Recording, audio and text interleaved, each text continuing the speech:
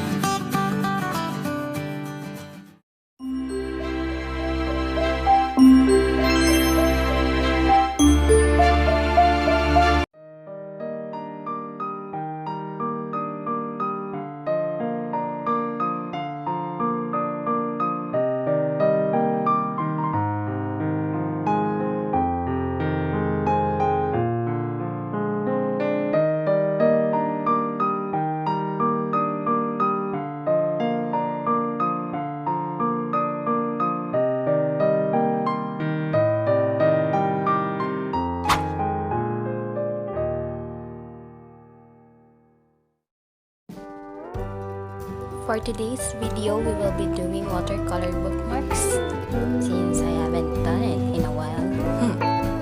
I'll just remind you that this is in collaboration with an amazing artist called ReadyToShine. Link on the description. We both agreed to paint watercolor bookmarks, so here I am.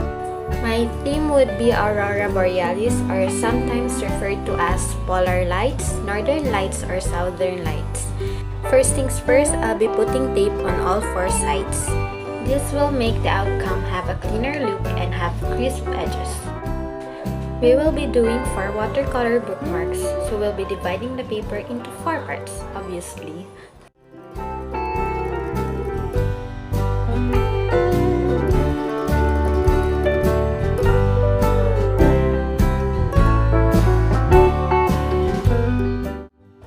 With the pencil, mark a line in the bottom where we will be placing the silhouettes of the trees later on.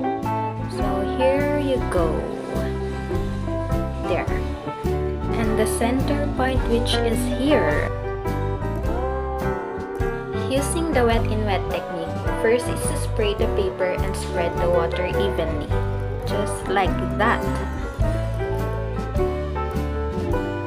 Now spread the water evenly, spread. I'm not using the right brush. That's the right brush. If you are going to paint on a bigger paper, it would be better to use a bigger brush to spread the water faster and easier.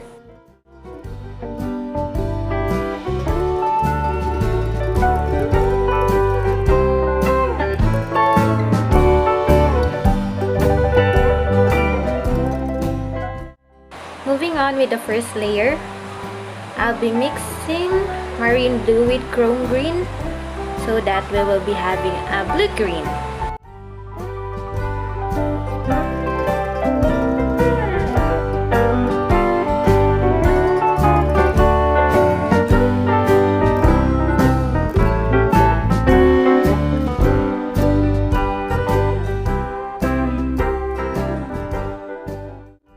Before painting the first color, let us brush the paper again with water just to make sure that the paper got that moisture.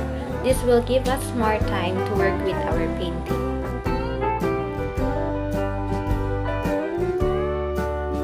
Now in with our first color. So Aurora may be discrete in shape, appearing as an arc or a band, or diffuse like a patch of light or a veil across the sky. Or it may be rays coming down. So this one is a rays coming down. Personally, I haven't seen any Aurora Borealis except of course in pictures. So I did lots of researching to find the right Aurora Borealis to get an idea from it. And the rays coming down as its shape got me, ooh, this is it. So here I am doing some rays coming down. There you go. And another one there. It looks weird right now, but trust me, after this it will become better.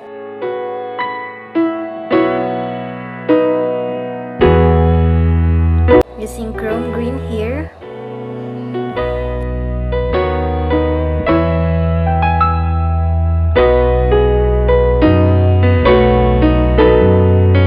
Now I'm mixing Prussian blue and pale red to have this dark blue. Painting it on the gaps between the light blue. If it's too light, you can add another pigment of this color so it will look darker.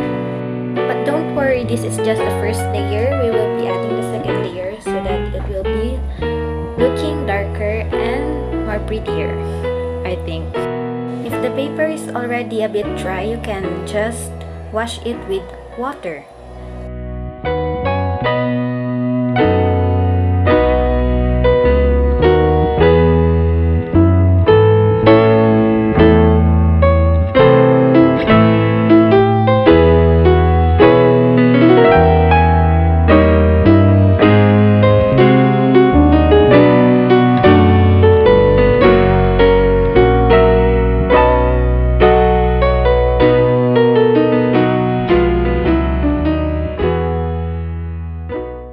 We will be adding another color which is mauve or like a violet and mixing it, painting it just above the line we did earlier, just like this.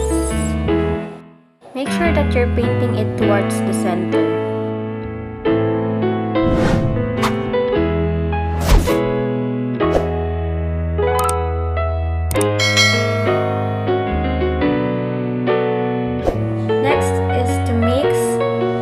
Mauve and vermilion plus white to create like a peach or a pink, light pink color. Paint this on every gap of each blue. Like that. Paint, paint, paint, paint. Make sure that you are blending the colors. Just a reminder.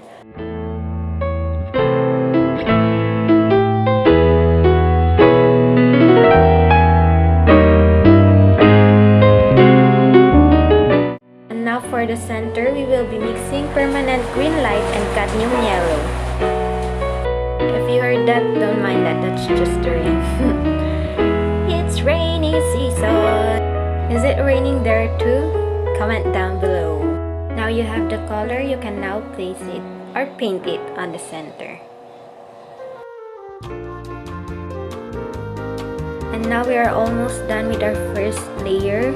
Just making sure there aren't any rough edges. So brushing it, brush, brush, brush. Again, this is in collaboration with ReadyToShine. Please go check her amazing artwork. Link on the description.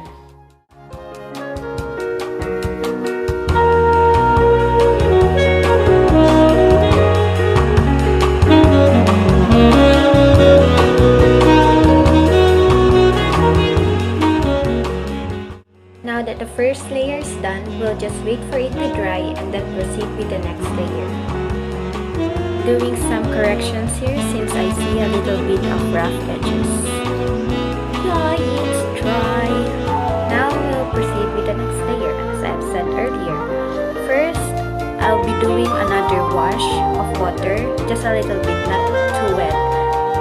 This is just to make sure that there is still moisture on the paper, but don't overdo it or else you're gonna reactivate the first layer of colors and get muddy.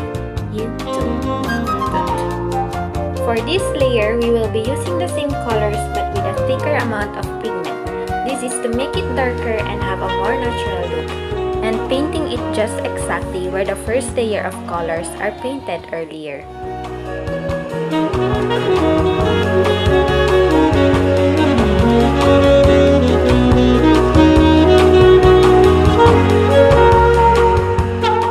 I know that the process is too intimidating. It's true, I've been there. I will always feel that.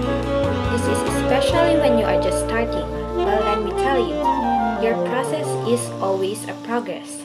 However big or small that progress is, it is still a progress. And remember, lovelies, that you shouldn't judge your art too early. This will just make you upset and doubt yourself even more. The best thing to do is just enjoy the process, don't be afraid of making mistakes, and love what you are doing. That's it. That's the simple formula. See? It's starting to get better. It's starting to look great. And it's starting to look like Aurora Borealis, right? So continue doing it, and I know you can do it too.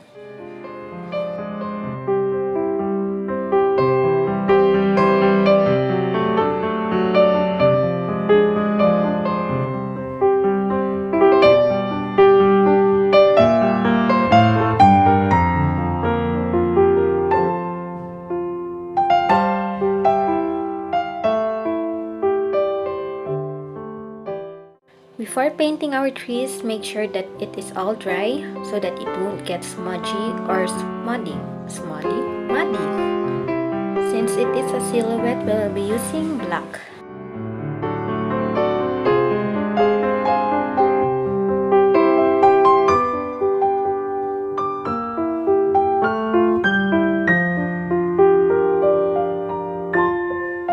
And now painting for the trees.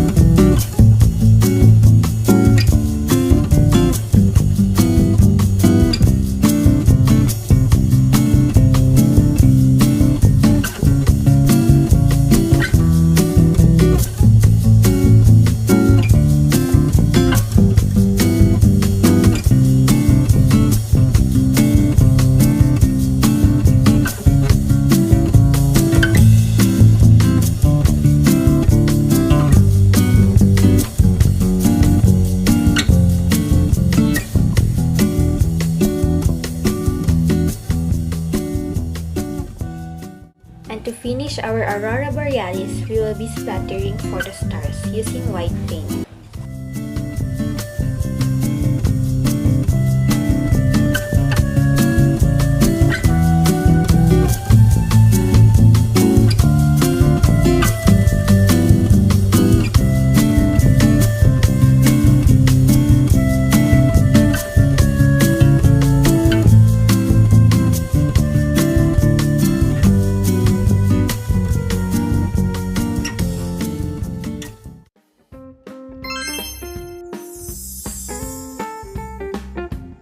Tape peeling, our favorite part.